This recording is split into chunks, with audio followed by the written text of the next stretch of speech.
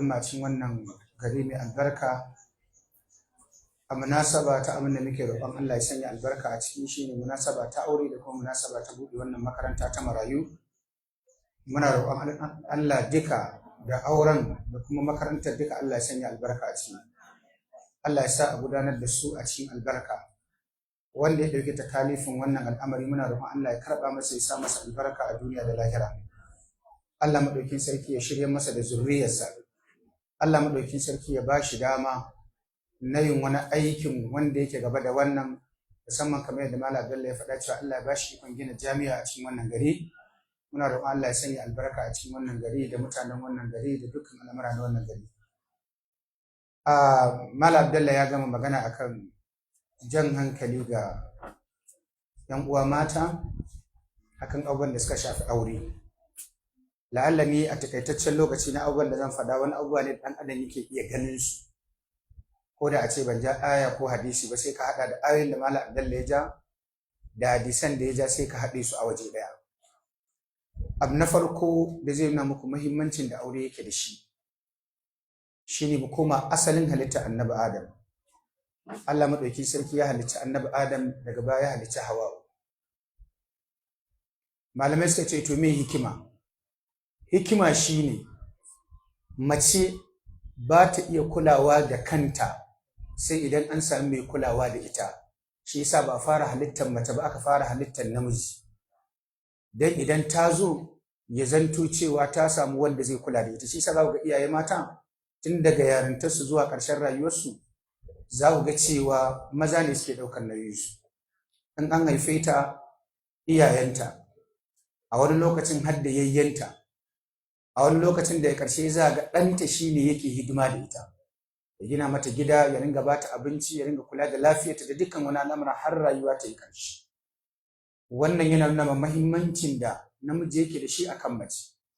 Kuma shi sa Allah ya ce ar-rijalu qawwamuna 'ala an-nisa'i bima faddala Allahu ba'dahum 'ala ba'd, sai ya ce bima anfaqu min amwalihim. Asali Allah ya fifita namiji akan mace, sannan dalilin da ya zama shine tsayayye akan ta saboda abin da zai ringa ciyarwa na dukiyarsa akan ta. Daga baya sai aka halicci Hawwa. Saboda me? Saboda in dai kana son namiji ya samu cikakkiyar nutsuwa, ka same shi a cikin yanayi mai kyau, to shine bayan ya zama gwarzo ya girma, shine ka samo mace ka hada shi da ita. Wannan yasa Allah ya ce min ayatihi an khalaqa lakum min anfusikum azwajan litaskunu ilaiha wa ja'ala bainakum mawaddatan wa rahma, sai ce inna fi dhalika laayatin liqaumin yatafakkarun. To in kun kalli wannan, su matan da suke ziga mata akan cewa wai aure tauye musu haƙƙi yake, na farko ko dai akwai jahilci ko kuma akwai son zuciya. La'alla ba san waɗannan abubuwan da ire-iren su da malam yayi bayani ba, la'alla kuma sun sani amma san duniya ya rufe musu ido. Wannan yasa suke ganin bari su watsi da abin da Allah madaukakin sarki ya gina dan adam akai, ya zanto cewa kuma sun tafi zuwa wani abu daban.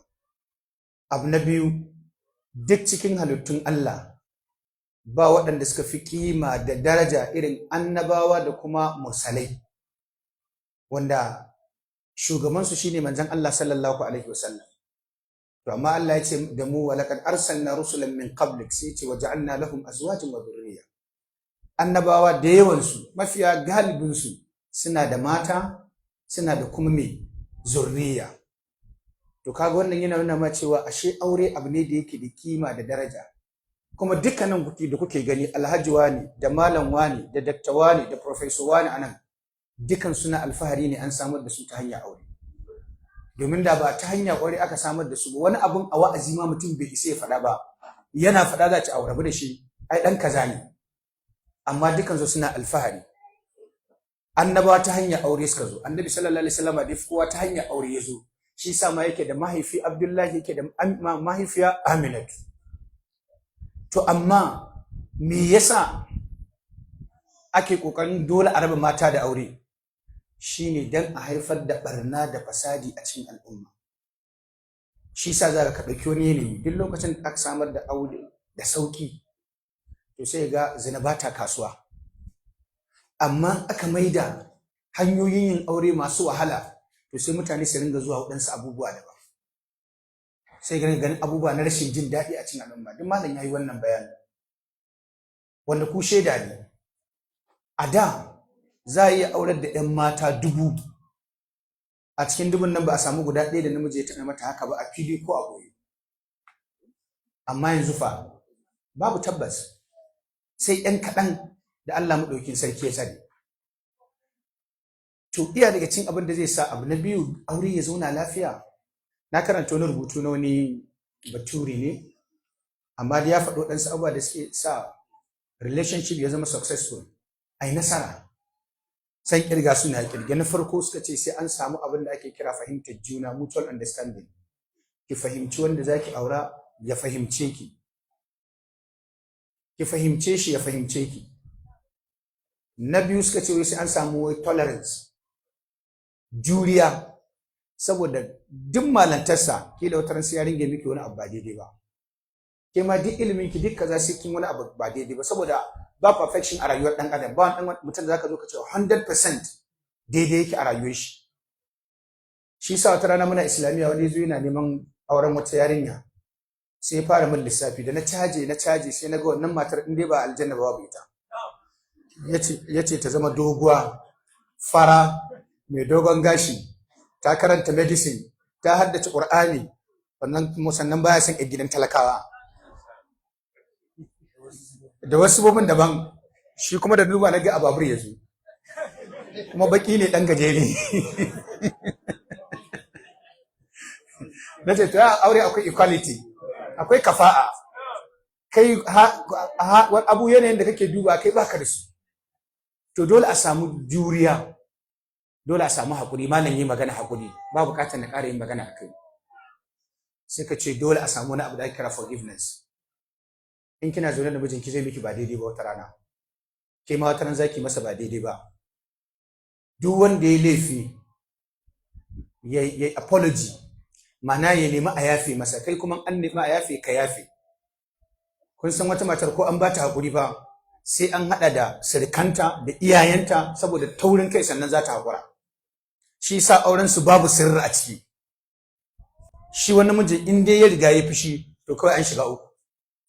To amma abin da ake so, manzon Allah sallallahu alaihi wasallam yace mafi alkhairin ku shine mafi alkhairin ku ga iyalansa. Yace ni na fi ku alkhairi ga iyalina. Iya daga cikin alkhairi kuma ka sauƙaƙa mu'amala ga iyalanka.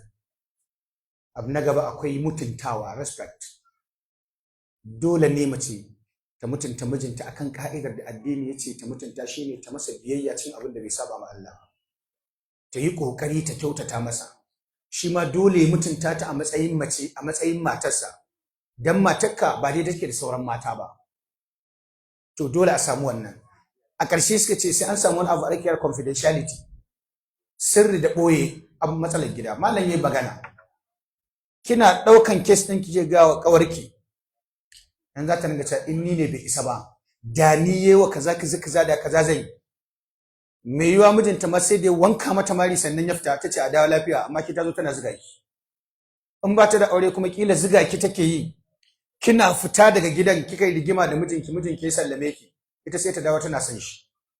Ƙawayenki su haɗu, wance ƙawarki ce, wannan auren cin amana ne, bai kamata ba. To dama tana zuwa islamiyya, sai da ce a bani aya ko hadisi da ya hana na aure shi, ko ba aya ba hadisi. Da haka za ta buɗa wa kanta wato toka a fuskarta, kawai ta je ta aure shi. Kinga ta gama da ki, kinga ta gama da ki. To da haka in muka kula da irin waɗannan abubuwan, abin da zan gaya muku na waƙi guda ɗaya, don Allah ku kalla. Duk matan da suka tozarta aure, ba wai aure ne musu samu ba, a'a tozarta auren suka yi, suka ƙi, suka shiga shargallansu a gari, don Allah ƙarshen rayuwarsu ya kuke ganin tana koma. Amma matan da suka mutunta aure, suka mutunta mazajensu, ya kuke ganin ƙarshen rayuwarsu? Wallahi na tabbatar a nan gurin mutane da yawa za su faɗa, iyayensu mata suna gaya musu cewa su yanzu suna jin daɗin da a baya ma ba su taɓa ji ba. Haka za su faɗa. An sa su a gidan da ba irinsa suke ba, an ajiye musu motar da za ta ringa kai su tana dawo da su, ana ba su abinci. Ɗan yana ƙoƙarin ya rinka ƙirƙiro abubuwan da zai ringa yi don ya samu ni'ima da falala da lada a gurin Allah. haka iyaye mata suke komawa. Tana sa sutura da ba ta, saboda me? Saboda ta yi haƙuri a gidan aure, ta yi biyayya aure, ta zauna lafiya a gidan aure. Wannan yasa a ƙarshen rayuwarta Allah ya mata ta goma shi da kyakkyawar rayuwa, ya sa wa 'ya'yanta albarka.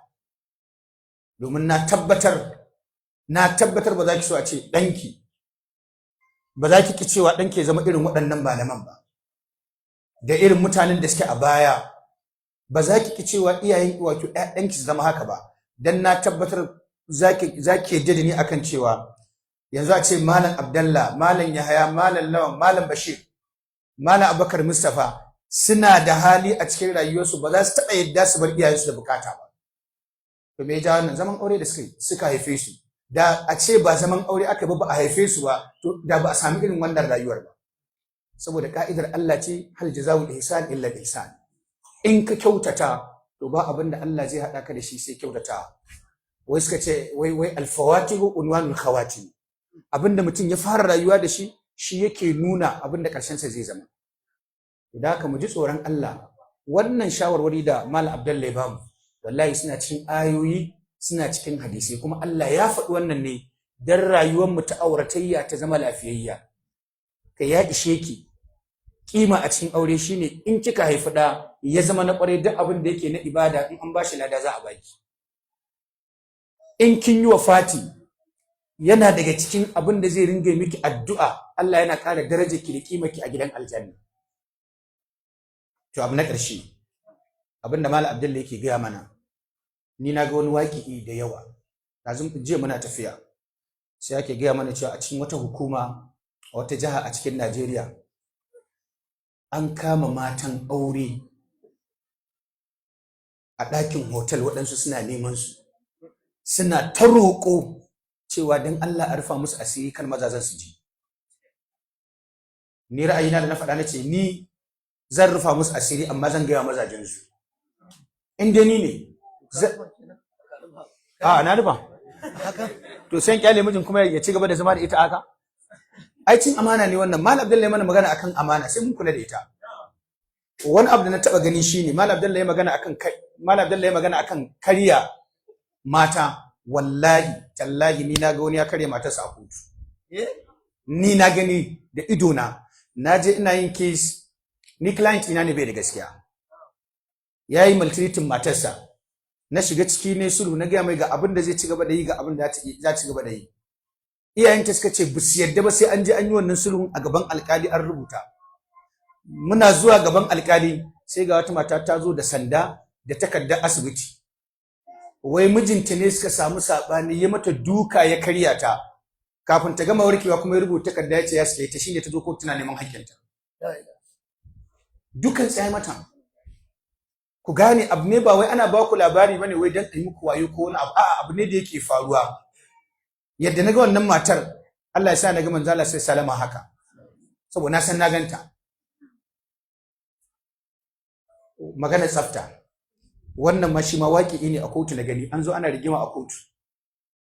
Wannan yana matar ta faɗi laifin da mijin yake mata. Da mijin ya taso, ba na mantawa, abin zai shi wajen shekara 5. Abin da ba zan manta ba shine yana daga cikin complaint ɗin mijin shine matar a bango take tofar da kaki. Kaga wannan halin maza ne fa kazamai, amma mace ta ara. Sannan ya rantsewa alƙali ce gashin kanta yake ga alƙalin ta bude, ya kai wata 6 bata kwance shi ba, ta sake kitso. Subhanallahi.